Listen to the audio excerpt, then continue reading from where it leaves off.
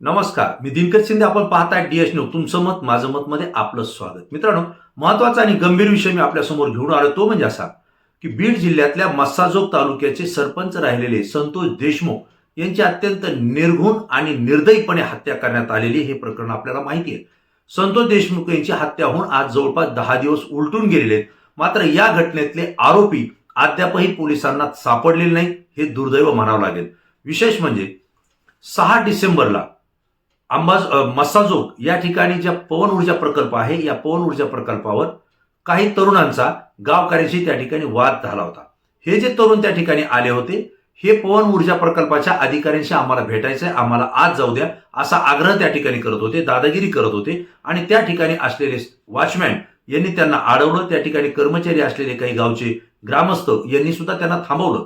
मात्र तुम्ही आम्हाला का थांबवताय, आम्हाला आतमध्ये जाऊ द्या अशी दादागिरी करत त्यांनी त्या ठिकाणी मारहाण केलेली आहे. आणि ही मारहाणीची घटना मस्साजोगचे सरपंच, जे की लोकप्रिय सरपंच म्हणून ओळखले जातात, 3 वेळेस ते सरपंच राहिले, संतोष देशमुख यांच्या कानावरती आली आणि त्या ठिकाणी ते तात्काळ घटनाच्या ठिकाणी धावून गेले.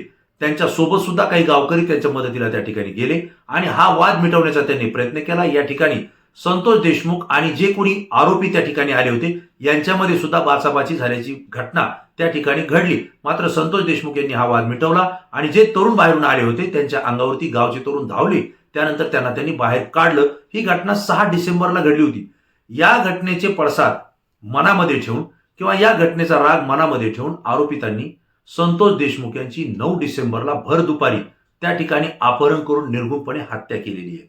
संतोष देशमुख हे आपल्या चुलत भावासोबत गाडीमध्ये बसून डोणगाव नाक्यावर आले होते. त्याच वेळी 5 ते 6 आरोपितांनी काळ्या स्कॉर्पिओमध्ये येऊन त्यांच्या गाडीला गाडी आडवी लावली. त्यांना त्यांच्या गाडीतून बाहेर काढलं, बेदम मारहाण केली आणि आपल्या काळ्या स्कॉर्पिओमध्ये घेऊन त्यांचं अपहरण केलं. एवढ्यावर हे आरोपी थांबले नाहीत. त्यांनी गाडीमध्ये सुद्धा संतोष देशमुख यांना बेदम मारहाण केली.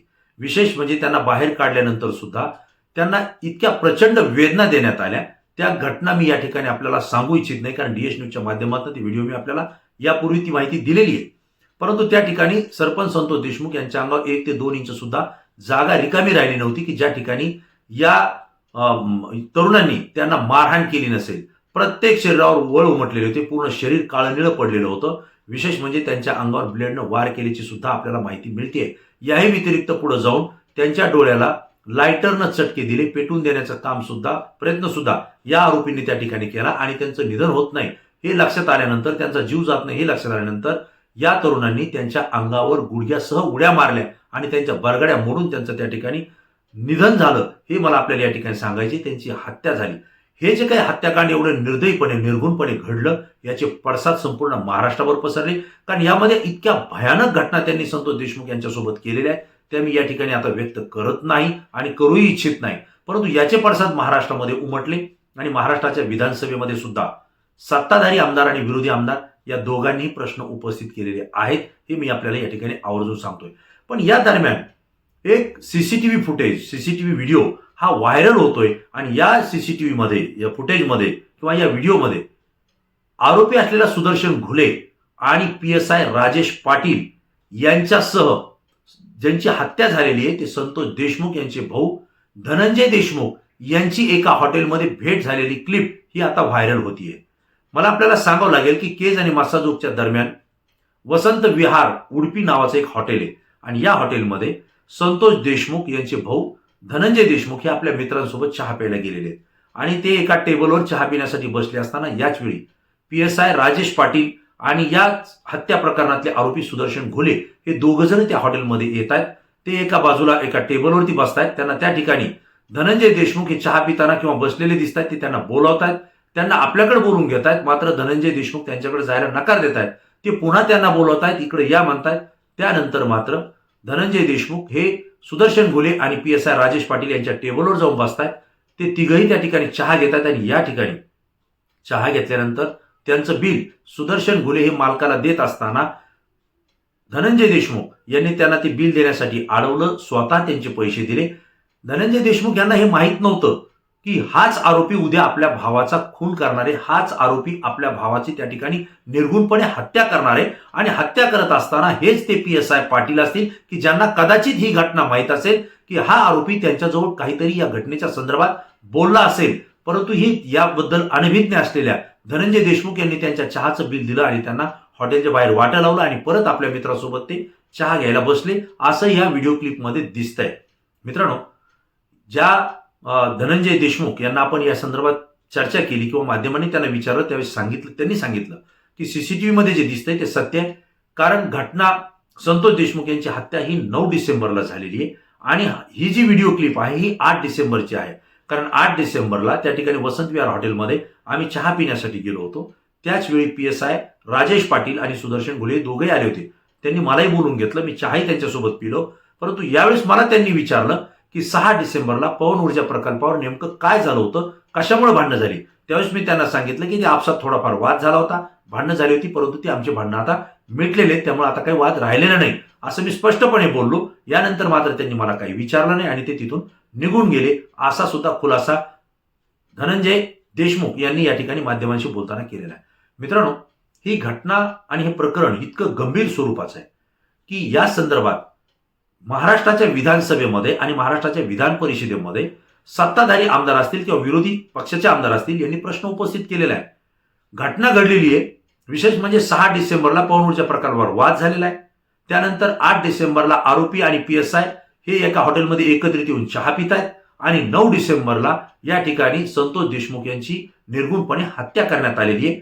परंतु यापूर्वीची एक घटना आहे की याच पवन ऊर्जा प्रकल्पामध्ये जे तरुण आले होते, जी मारहाणीची घटना घडली होती, हे नेमकं कशाला आले होते, तर हे त्या ठिकाणी पवन ऊर्जा प्रकल्पाच्या अधिकारी किंवा जे कोणी त्याचे मालक असतील त्यांना 2 कोटी रुपयांची खंडणी मागण्यात आली होती. या खंडणीच्या आरोपामध्ये धनंजय मुंडे जे की आता मंत्री झालेले आहेत त्यांचे निकटवर्ती असलेले वाल्मिक कराड यांनी फोन केल्याची त्या ठिकाणी चर्चा आहे. त्यांच्या विरोधात तशी तक्रारही पोलीस स्टेशनमध्ये दाखल करण्यात आली आहे की वाल्मिक कराड यांनी फोन लावून धमकी दिली की माझ्या कार्यकर्त्यांना जे सांगितले ते काम बंद करा, आम्ही म्हणेपर्यंत ते काम सुरू करायचं नाहीये असं त्यांनी सांगितलंय. आणि या तक्रारीमध्ये वाल्मिक कराड आणि त्यांनी 2 कोटी रुपयाची खंडणी मागितल्याचा सुद्धा आरोप त्या ठिकाणी करण्यात आलेला आहे.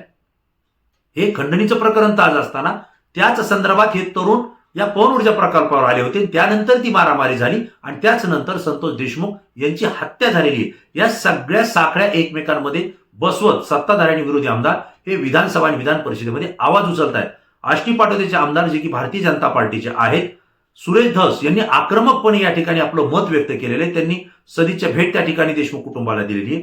राष्ट्रवादी काँग्रेस शरद पवार गटाचे आमदार संदीप क्षीरसागर बीड मतदारसंघाचे त्यांनी त्या ठिकाणी भेट देऊन देशमुख परिवाराची चर्चा केलेली आहे. माजलगावचे आमदार अजित पवार राष्ट्रवादी गटाचे प्रकाश सोळंके यांनी त्या ठिकाणी भेट दिलेली आहे. भारतीय प्रकरण असं घडतंय की सुरेश धस यांनी पुरावे विधानसभेमध्ये त्या ठिकाणी दाखवलेत.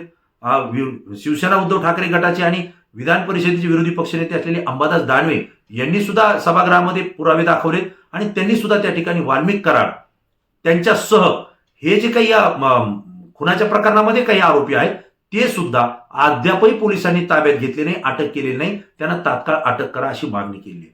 वास्तविक पाहता संतोष देशमुख यांच्या हत्या प्रकरणामध्ये जवळपास 6 ते 7 आरोपी आहेत.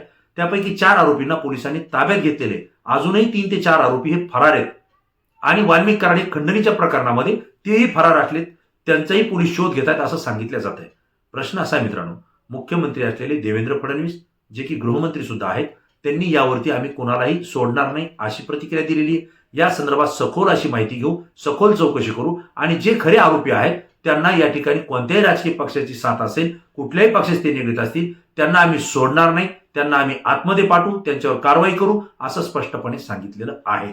पण मित्रांनो, प्रश्न असा आहे की एवढं हाय प्रोफाईल हे प्रकरण झाले, 3 वेळेस सरपंच असलेले भारतीय जनता पार्टीचे सरपंच होते ते, त्यांची हत्या झाली, निर्गुणपणे झाली, त्याचे पडसाद संपूर्ण महाराष्ट्रात उमटले. अनेक जिल्ह्यामध्ये मोर्चे काढण्यात आलेले आहेत, आंदोलन करण्यात आले, कॅन्डल मार्च काढण्यात आलेला आहे. एवढंच नाही तर मनोज जरांगे पाटील यांनी स्वतः मस्साजोग या ठिकाणी जाऊन सुरुवातीला या देशमुख कुटुंबाची भेट घेतली, पोलिसांना त्या ठिकाणी बोलले.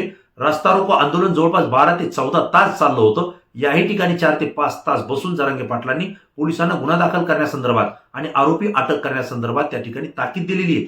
आणि विशेष म्हणजे जर आरोपी ताब्यात घेतले नाही, अटक केली नाही, तर मग मात्र आम्ही संपूर्ण मराठा समाज मस्साजोग या ठिकाणी आंदोलन करू आणि त्याचे परिणाम पोलिसावर आणि त्याची जी काही जबाबदारी राहील ही राज्य सरकार आणि पोलिसावर राहील असं सुद्धा जरांगे पाटील यांनी म्हटलेले. विशेष म्हणजे हे प्रकरण कुणीही दाबू नये, दाबण्याचा जर कुणी प्रयत्न केला तर कोणाच्याही बापाला हे प्रकरण मी दाबू देणार नाही, असा सुद्धा इशारा मनोज जरांगे पाटील यांनी दिलेला आहे. त्यानंतर यंत्रणा पूर्ण हल्लेली आहे. त्यानंतर सत्ताधारी आणि विरोधी पक्षाचे आमदार त्या ठिकाणी आलेले, त्यानंतर त्यांनी प्रतिक्रिया दिलेली आहे. आणि एवढं हाय प्रोफाईल प्रकरण झाले असताना सुद्धा अद्यापही आरोपींना ताब्यात घेण्यात आलेलं नाहीये.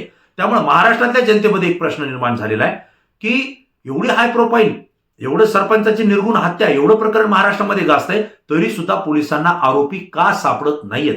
विशेष म्हणजे यामधले PSI राजेश पाटील यांचं सुद्धा या प्रकरणात काही हात आहे का, यांनी सुद्धा आरोपींना मदत केली असा आरोप ग्रामस्थांनी त्या ठिकाणी केला. आणि त्यामुळे पोलिसांना तडकाफडकी PSI राजेश पाटील यांना निलंबित करावं लागलेलं आहे. आणखी काही पोलीस कर्मचारी अधिकारी या प्रकरणामध्ये आहेत जे आरोपीला सातत्यानं मदत करत होते, असा सुद्धा आरोप त्या ठिकाणी आमदार आणि ग्रामस्थांनी त्या ठिकाणी केलेला आहे. जर पोलीस प्रशासनच जर अशा पद्धतीनं आरोपीला मदत करत असेल तर न्याय कुणाकडे मागायचा आणि संरक्षण कुणाला मागायचा, हा प्रश्न सामान्य जनतेमध्ये.